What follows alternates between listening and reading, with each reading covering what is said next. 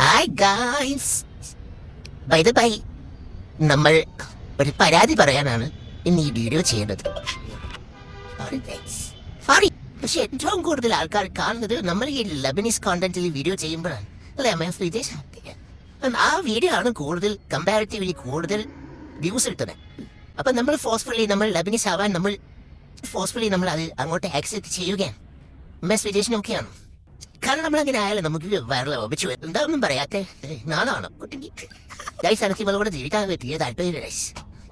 കാരണം നമ്മള് ഒരു മൊണ്ണയാണ്, ഇനിയും ബോധവുമില്ല. അതാണ് എന്റെ പ്രശ്നം. എനിക്ക് ബോധം ബുദ്ധിയല്ല എന്റെ.